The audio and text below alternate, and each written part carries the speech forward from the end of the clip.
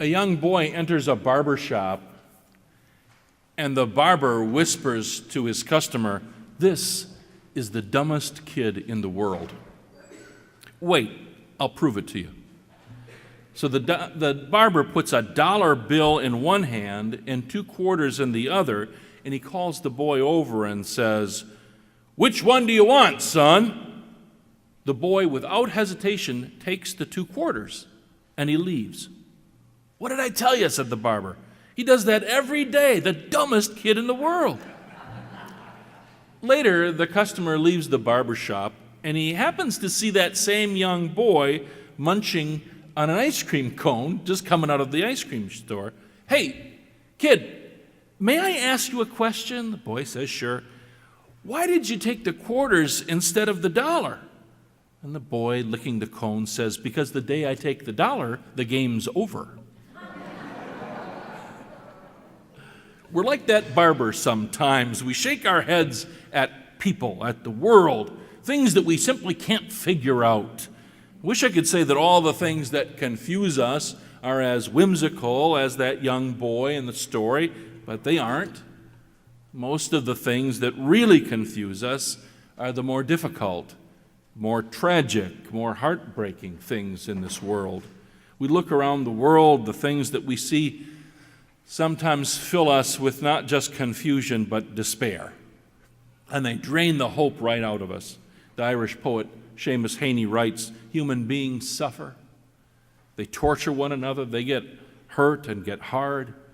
No poem or play or song can fully right a wrong inflicted and endured." If Seamus Heaney were a preacher, you might add that no sermon can fully right a wrong either. But I'm a preacher, and because we are women and men of faith, we look to God in our time of confusion and doubt and despair. We look to God for answers, for wrongs to be righted, for the times to change, and for justice to come. It's like Habakkuk wrote, "How long, O Lord? How long shall we wait? How long before we see the things of justice come? I cry to you violence, and you do not save. Why do you make me see wrongdoing and look at trouble?" Habakkuk is the skeptic of the Old Testament, as Thomas is the skeptic of the New. He stands in a maze of bewilderment at what he sees. He cannot reconcile fact and faith. If God is in his heaven, then why are things the way they are? That's what Habakkuk wants to know. He's not the only one. "God lets them," cries poor George Harris in Uncle Tom's Cabin as he lists the incredible cruelties committed by slaveholders. Do what he may, George is still a slave, and his wife and his child may be sold away from him at any moment. They buy and sell us, make trade of our heart's blood and groans and tears, and God lets them. He does. God lets them. Why? Why does God let them? That's the question. It's George Harris's question. It's my question. It's your question. We ask it in the doctor's office. We ask it looking up from the evening news. We ask it wiping the dust from our hands in the graveyard. We ask it from all the battered and broken places in our hearts and in our lives. It's the question that Habakkuk asks as well. But how he may differ from you and I is in his answer to that question. "I will stand at my watchpost," Habakkuk says, "and station myself on the rampart. I will keep watch to see what God will say to me and what God will answer concerning my complaint." Habakkuk has the same question as you and I, but he simply declines to answer it. "I do not understand," he says, "so I will wait. I will keep an open mind. I will stand. I will watch. I will tarry. I will wait with patience till the explanation comes." Wait. That's the answer that Habakkuk comes up with this the most important question of faith. Wait. You know about waiting, right? According to Jeff Davidson, over the course of one of our lifetimes, we spend at least 5 years waiting in lines, 2 years just trying to get in touch with one another by telephone, 8 months opening nothing but junk mail and spam, and 6 whole months sitting and staring at traffic lights waiting for them to turn. Wait. That's what Habakkuk tells us to do. And with our experiences at waiting, we're skeptical, aren't we? Exactly what good does waiting do? The great English naturalist Richard Jefferies would tell his friends of the great wonders he had seen out in the woods: the pheasant down in the fern, the rabbit out in the open field, the squirrel perched in the pine trees, and the woodpecker tapping on the bark. His friends were delighted by these stories, and they immediately went tromping off into the woods to see these wonders for themselves. Invariably, they would come back to Jefferies and complain, "We saw no pheasants, no squirrel in the pine tree, no rabbit in the stubble, no woodpecker on the trees." Sounds a bit like the ending of our reading from Habakkuk, doesn't it? The fig tree does not blossom.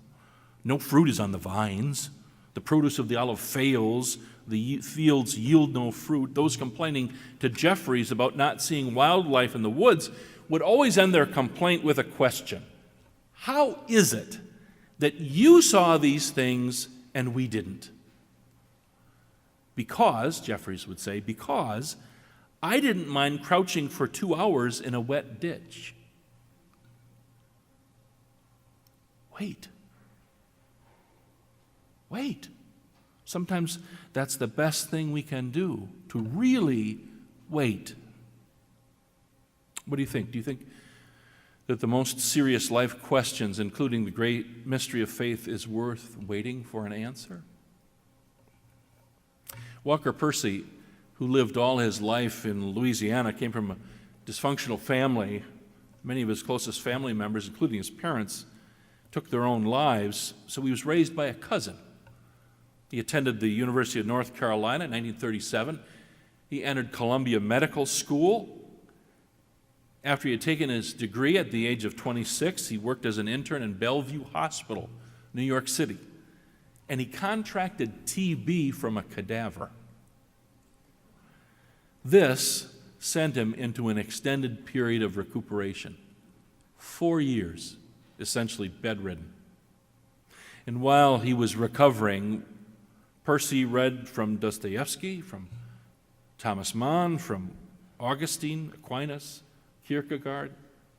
By the time he was 30, after 4 years in the medically imposed waiting room of his life, Walker Percy knew what he wanted to do. He'd become a writer. Walker Percy waited. Of course, not because he wanted to, but because he was forced to. And it was the waiting that allowed the vision to occur, to transform him and his life. Years later, he was asked why he, a well-educated man, still insisted that he believed in God. This is what Walker Percy said: "This life is too much trouble, far too strange to arrive at the end of it and then be asked what you make of it all and have to answer scientific humanism. That won't do. A poor show," said Percy. "Life is a mystery. Love is a delight. Therefore, I take it as axiomatic that one should settle for nothing less than the infinite mystery and the infinite delight, i.e. God. In fact, I demand it. I refuse to settle for anything less. I don't see why anyone should settle for less than Jacob, who actually grabbed hold of God and wouldn't let go of God until God identified himself and blessed Jacob. Wait. That's what Walker Percy did. Wait until the blessing comes. Wait until the vision forms. Don't settle for anything less. Wait. That's Habakkuk's advice. Wait and the vision will come. Then the Lord answered me and said, "Write the vision. Make it plain on tablets so that a runner may read it. For there is still a vision for the appointed time. It speaks of the end, and it does not lie. If it seems to tarry, wait for it. It will surely come. It will not delay." I know that waiting can seem like a passive thing, even a foolish thing.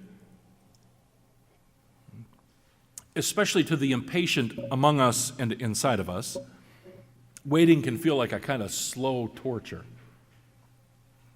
Juliana Clausen's writing about our passage this morning reminds us that Habakkuk was banned both in Nazi Germany and in apartheid South Africa, because Habakkuk reminds believers how important it is to keep on believing and waiting upon a God that will bring deliverance, waiting for justice, refusing to settle for anything less than God's whole vision for creation.